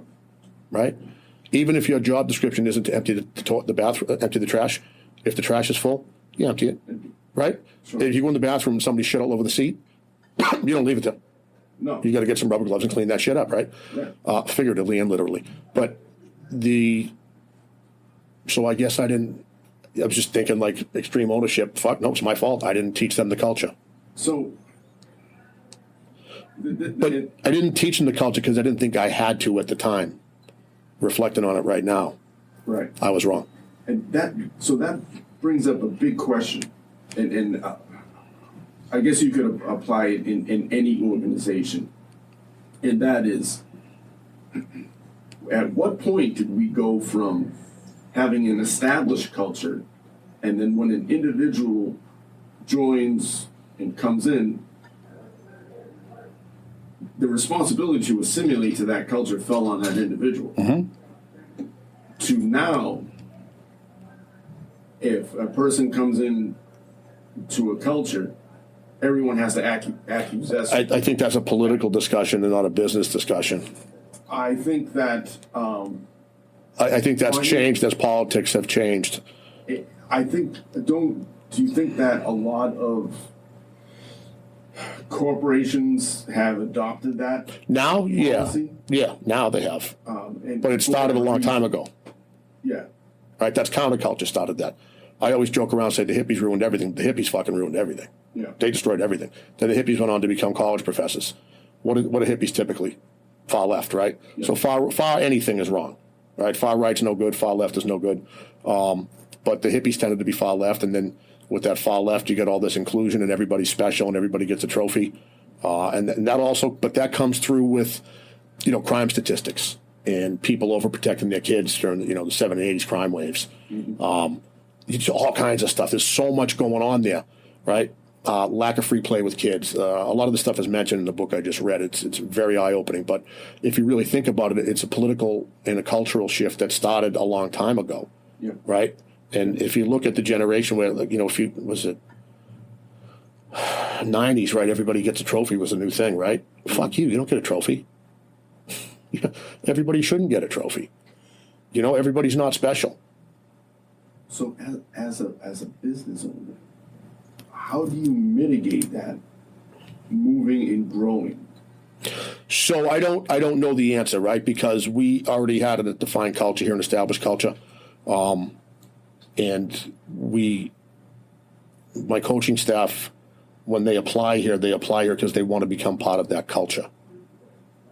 Right? And I said a minute ago that I didn't teach the younger employees the culture well enough, because if I did, they wouldn't have left the trash barrels overflowing. Right. Failure on my end to not teach the 16-year-old kid I hired for the front desk that doesn't know about our culture. So I don't know. I'm fortunate because we had a culture in place and people want to become part of it. Right. I think it's an interesting question It's a great question. For leaders. I think it is. And even those who, I work with a couple of young kids, some D1 athletes, and legit, who tend to get it a little bit sooner than some. But a D1 athlete's a different mindset than, a 13-year-old kid smoking weed, playing video games for 15 hours a day. Right. It's part of their DNA. Right. And they probably came from a household that had that strive. Yep. But not always. Yeah, and it's difficult. I had this discussion about training, and my belief from where I've come from is that I don't think I have many, if any, bad students in front of me. I think that given enough time and resource, we could make that training happen. We tend to train to time, not to standard. In some situations you do. And I think that. But if you look at what you just said, your D1 athlete, they don't train to time; they train to They standard. do train to standard. Because they're doing stuff on their off days. They're no different than the cop that doesn't get enough training in his budget. That's out rolling jujitsu 3 nights a week. That's going to a gym. I got one guy here. He's a cop. And he's a good friend of mine now.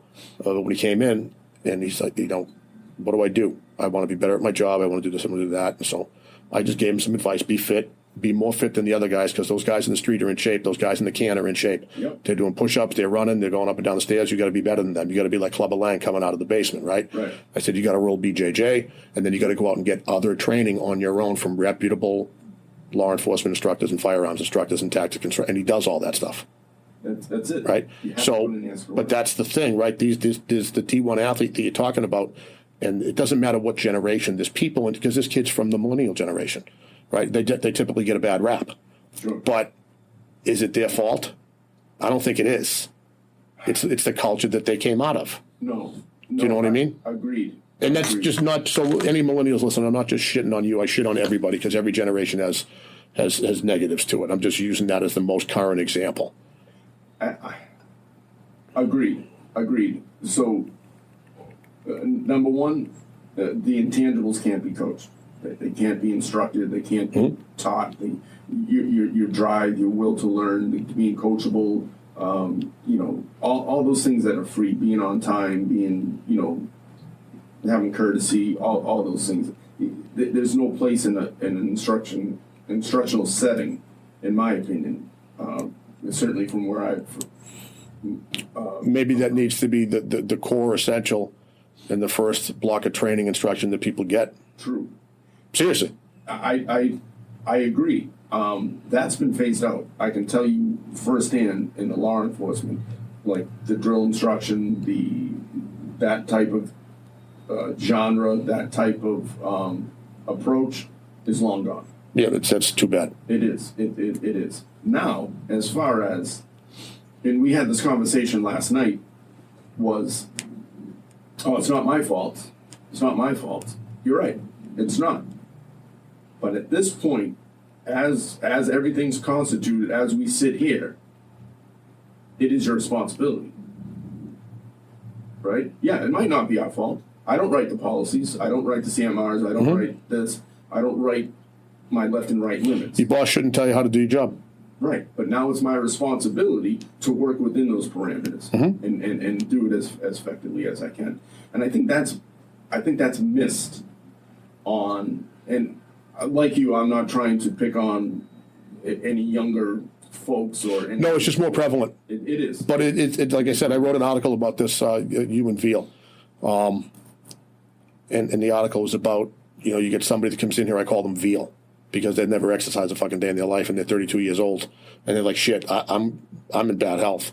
It's not their fault. They weren't taught that. Like when we were kids, you went out and you didn't come home till the street lights come on. Yeah. You're running around, climbing trees, falling, playing hockey in the street. Got to move the net. Yep. Right? They don't do that shit anymore. Nope. But that's not their fault because this is all part of today's society and most, historically. They're not raised in that culture. They're raised with play dates and fucking everybody gets a trophy. And so can you blame them? You really, you can't to some degree. And then can you blame their parents? Because I don't think that the parents that raise kids like this intended to raise, a generation of weak people. I don't think anybody sets out and says, well, I kind of do, but that's a conspiracy theory, but we'll talk about that on a different podcast. I don't think that any parent, when they have their kid, says, I'm going to raise a weak and inefficient child that cannot function as an adult on his own. I don't think they do that. I don't think, no. I don't think that's I think that they have ideas and, maybe they got the shit beat out of them when they were kids. And they're like, well, I'm not going to do that. I'm going to praise my kid instead. And then that praise morphed into something else. And then, you went fucking 0-20, but you got a trophy. Right. Now you should be ashamed you went 0-20. Absolutely. Fucking ashamed. 100%. Second place is first loser, dude. They don't teach that either. No. Second place is first fucking loser. Right. Absolutely. So. It's something that I have a belief, and maybe I'm holding on to a false belief, but I have a belief that the pendulum will swing. And it's starting to. It'll swing. I think it's starting to. And I think it would be good to see. It would be good to see. Yeah. So I definitely believe things will get better.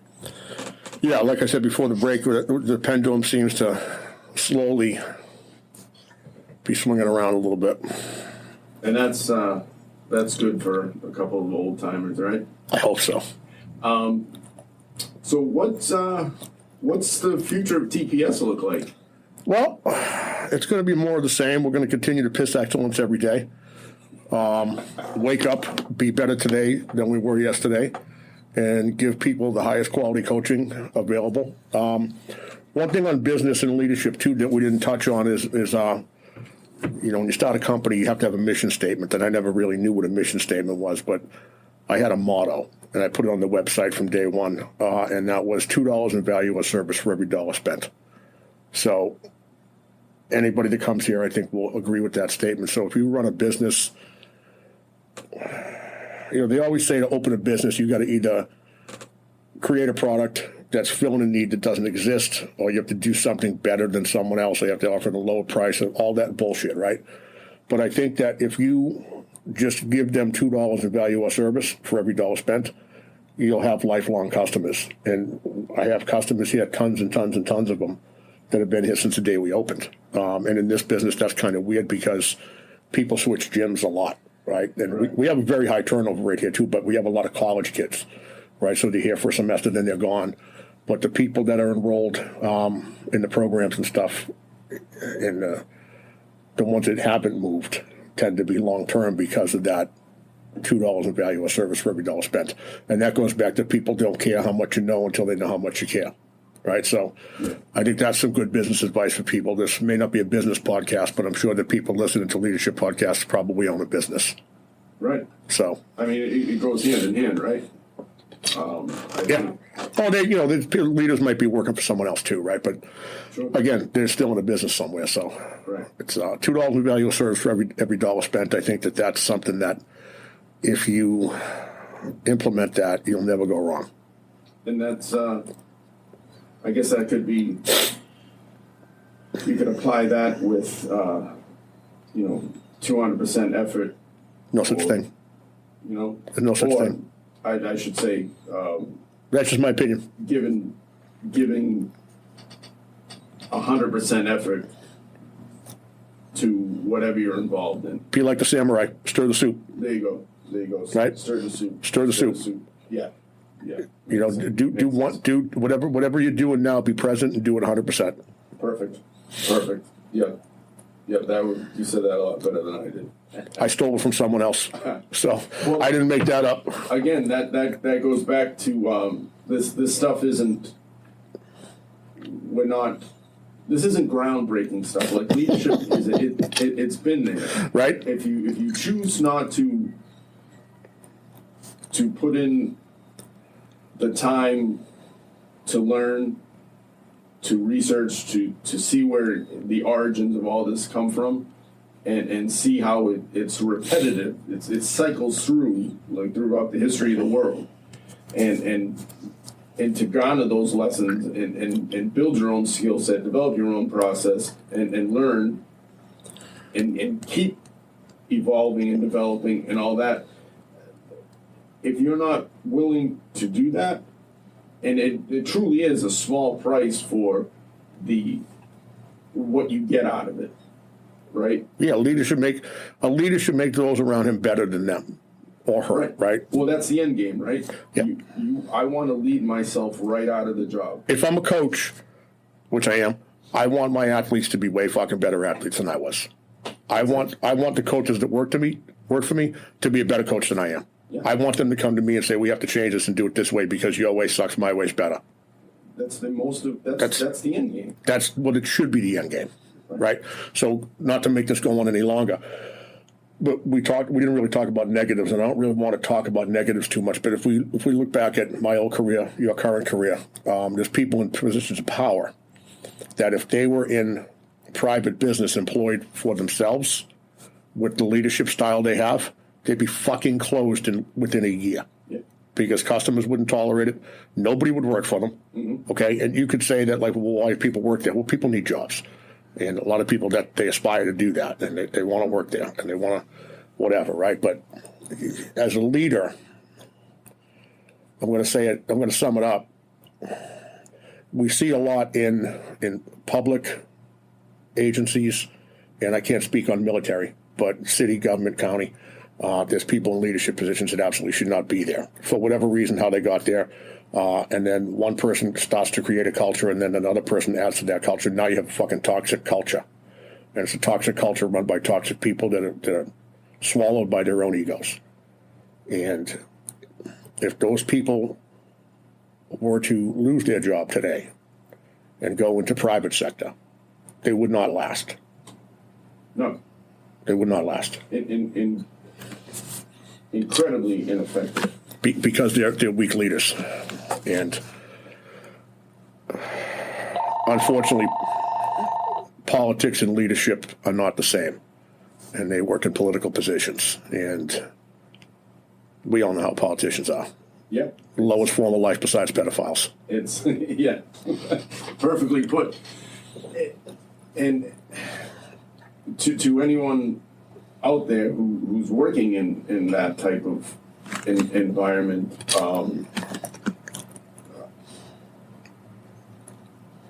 I hope you would agree that stay the course. You know, do not. I don't know. You have to. If you find yourself in a position where you're not prepared to get out yet, or you haven't developed your exit strategy. I don't know, dude. I think for the money that they pay, like what's top pay sheriff's department now? $80,000, Well, right? What's entry? terrible. I think it's like 48. I mean, if you got a half a brain, you can get a job making more money than that. True. So if you're working in a toxic environment, I would never tell somebody to stay there and stay the course. That's just me, right?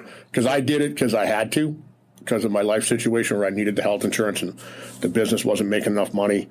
And I got out the first available opportunity. And what I found is that it got worse since I left. Agreed. But it wasn't that way when I started.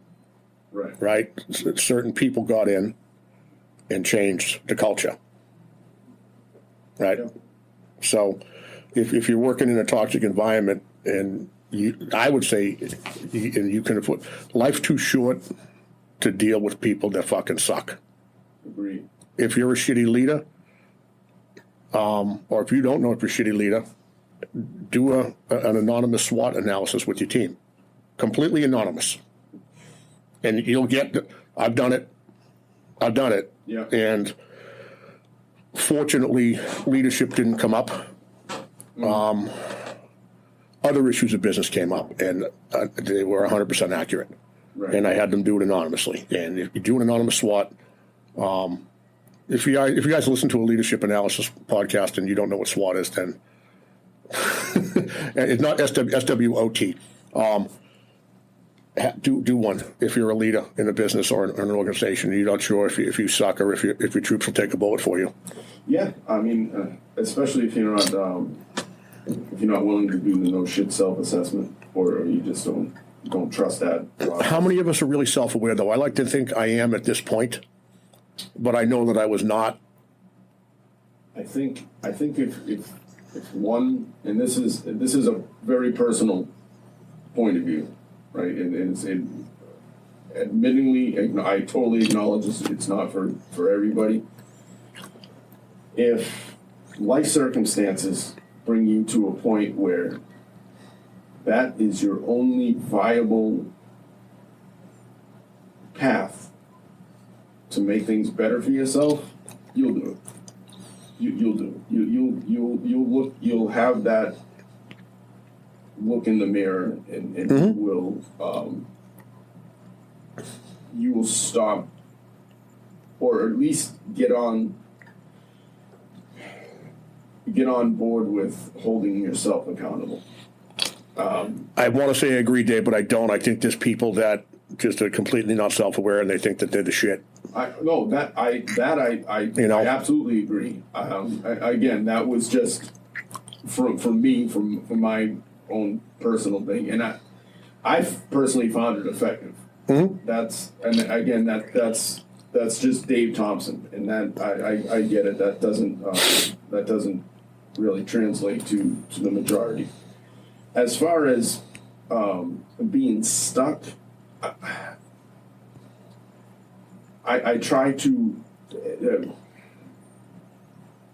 and this is something I've learned late in the game. We build our own prisons, dude. Is to have. If I'm going to be open-minded, I'm going to be a little bit empathetic to certain people, and certain people in their situations where they do feel they're stuck. Whether that's what I find to be credible or a true statement or not, it doesn't matter what I think. It matters where they're at that particular time. Like, again, I need the insurance. I got a kid getting ready for college. I got this going on. I got that going on. How do I navigate and put up with all the crap from across the hall from the administration? Mm-hmm. How do I do that? Yeah, we go another 2 hours about this. Yeah, we absolutely could. I think that though, from me, the best advice is, if you're working in a municipal agency for 50 to 75 grand a year, and it's a toxic culture, you can make 75 grand a year doing something else. Yeah. I think people are enticed with that. Without getting shot or stabbed. They're enticed with that pension, but there's a cost. Yeah. Right? Yeah. There's a cost of that. And unfortunately, as you and I both know, it comes at some people morally corrupt themselves. Some people sacrifice their morals and principles. If they had them at all. True. And again, that's another rabbit hole. And health. Fuck, health. The health is a big thing in the law enforcement field. I've written a number of articles about it, which, again, the rabbit hole. But being in a toxic environment all day, I remember, stop me if I go too long, because we really probably should wrap up soon. It's an hour and 15 so far. Nobody wants to listen to this. But when I first started, they said, here's what you don't do. You don't take your job home. Don't talk about it when you get home, right? Probably somewhat good advice and well-intentioned advice, right? But when you go through, it's just a story.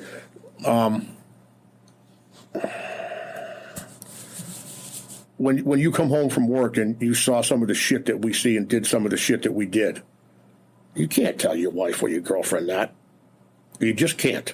No. And when you come home, and anybody that knows about Cooper's color codes, white through red, and you were in condition red at 2:30 because somebody was trying to fucking kill you, legitimately trying to kill you, slashing a razor blade at you, slashing a knife at you, hitting you with something, trying to shoot you, whatever, right?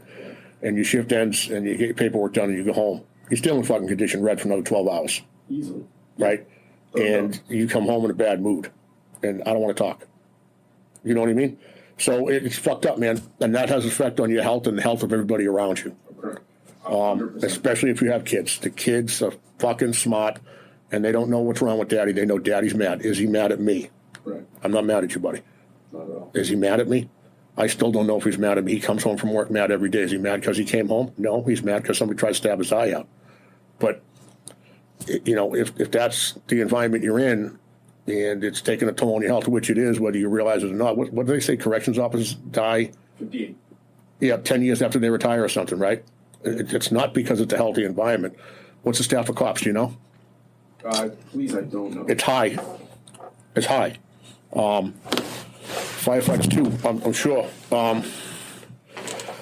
But so if you're in a toxic work environment and you're new in your career and you know your department's toxic, maybe get a new department. Yeah, plan an exit strategy. Yeah, 100%. So that's enough on that, I think. Absolutely. So let's just jump right into it. What's new for TPS? What has Murph got going on? Well, so we got some really cool shit going on at TPS, and this is where you really don't want to come out of the podcast right now. You want to stay here because I'm trying to sell you my shit, and my shit's good shit, right? If you don't know, TPS, my gym, Total Performance Sports in Malden, Massachusetts, was voted one of America's 20 best gyms twice by Men's Health magazine, won Best of Boston, a whole bunch of other awards. You don't get those if you suck. So if you're looking for a place to train, with a spot. There's a lot of good coaches out there, but obviously I feel that we're the best, and you should come down and give us a shot. We have an online service now called tpsmethod.com. It's TPS Method. So it's Total Performance Sports Method, but it's not. It's shortened up TPS. I can't use the military alphabet right now. My brain's not working. Tango, Peter. Tango, Sierra, Papa? No, P. Tango, Papa, Sierra. Oh, I'm sorry, yeah. Tango, Papa, Sierra, method.com, right? That is a website that for literally, I said literally like a fucking millennial. Oh my God. For just pennies a day, there's a year's worth of programming for powerlifting, raw and equipped, but also training for life. So if you're a military person, a law enforcement person, that's training for life. Dave went through the program for a while, and the goal of the program is to get you as obnoxiously strong as humanly possible, mobile, and fit and conditioned enough to handle anything that life tackles at you if you do the work. So we have all those programs online with thousands and thousands of videos on exercise instruction. I don't know how many hours of seminars on exercise instruction technique, things like that, and a heavily moderated forum. So if you post a video, my coaches will critique the video and tell you what you did right, what needs improvement for under $1 a day. And that's crazy, right? So that's a huge value. And you get a free trial. Go to tpsmethod.com, sign up for the free trial, check it out. Perfect. The other thing, though, that's really cool is Dave and I were discussing this. I've been a lifelong shooter, and I've always had a passion for shooting and firearms.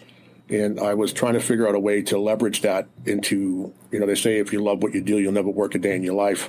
Right, so I teach people to lift weights all day. That's fucking awesome. It's not a bad job if you can get it, right? But what about teaching people to shoot guns all day? That's a pretty good fucking job if you can get it, right? So we talked earlier about networking and building a strong network. And I'm gifted where I have the ability to be exposed to all kinds of people from all walks of life. And through that years of doing this, I leverage my network of people. So I have my head instructor is Marty Michaelman. He is a legendary law enforcement and military firearms and self-defense instructor, 40 years experience. He's my lead instructor at tpsmethodtactical.com. The website's not up yet, so don't bother going to it, but it will be.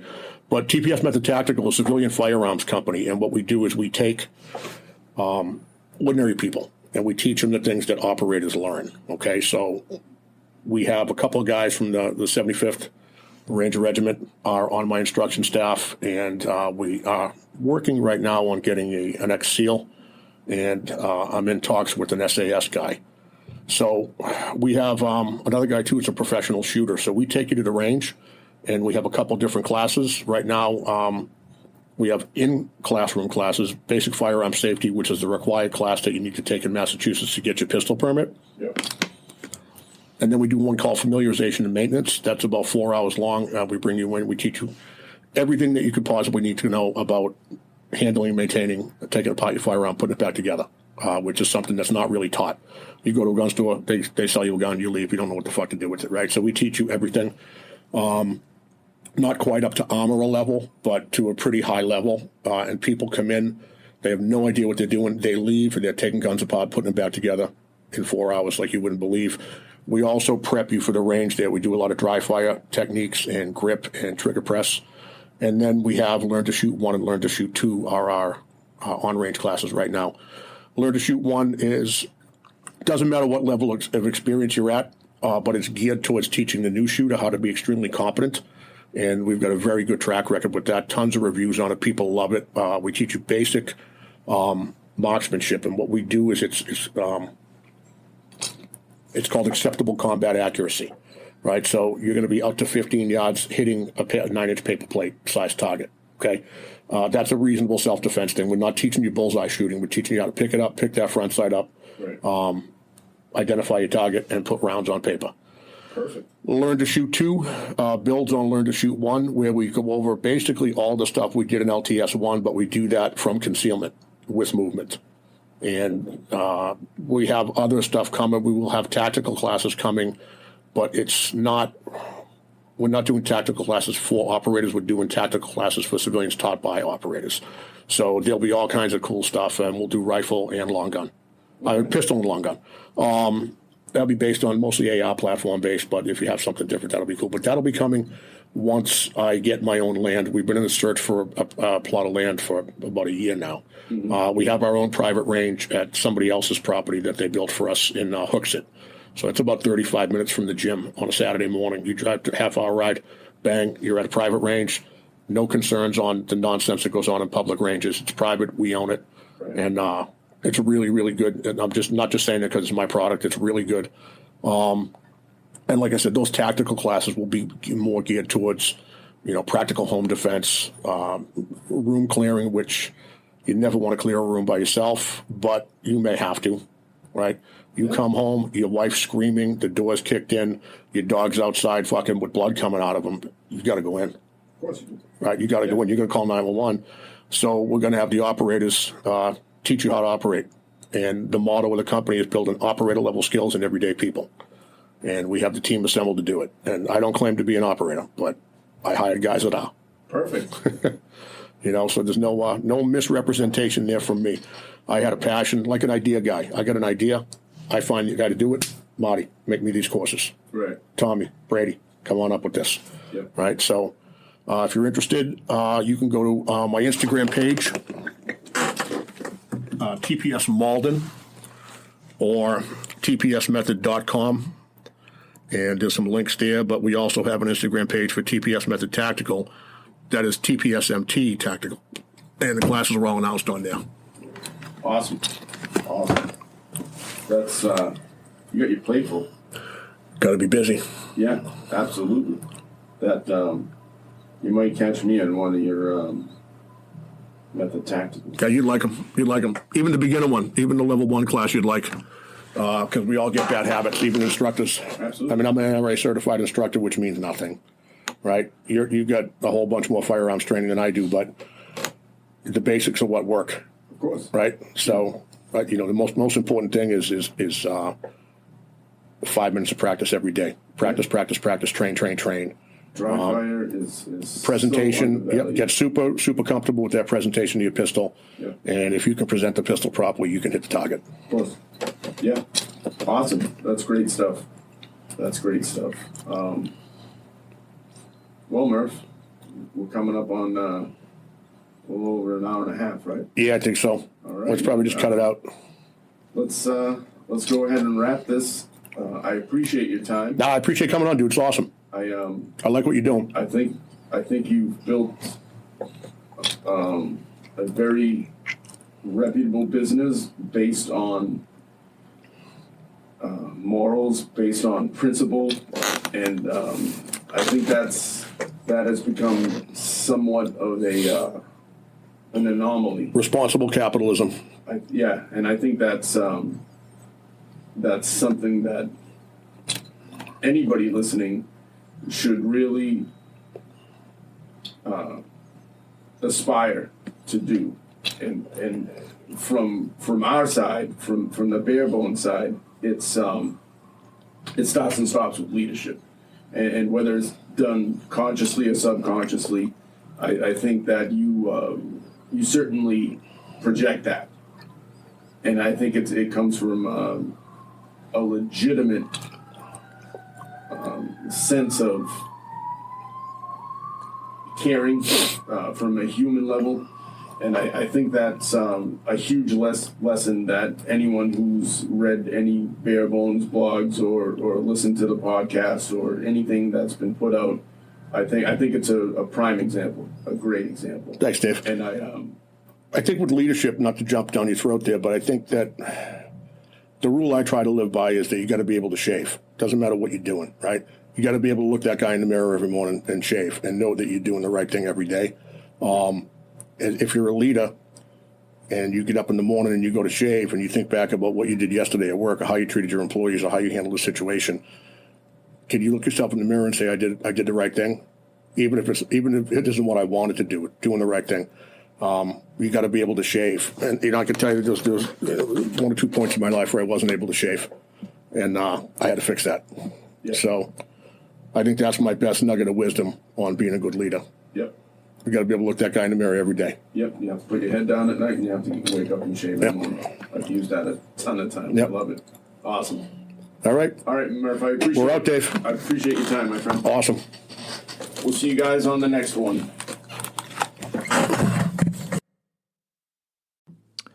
I want to thank everyone for listening to this week's episode of F.I.D.O Talk with Dave Thompson. If you would, please subscribe and review. It helps a lot. Share the word with your friends and family. Have them check it out and provide some feedback. We'd love to hear it. Check us out at barebonesleadership.com for the latest blog and different perspectives on everything leadership. Follow us on the gram and on our newly updated Facebook page. Share your comments, your thoughts, your reviews. Any and all feedback is always welcome. And don't forget, keep kicking those fucking doors in, and as always, F.I.D.O. I appreciate you guys listening. Take care, and see you next time.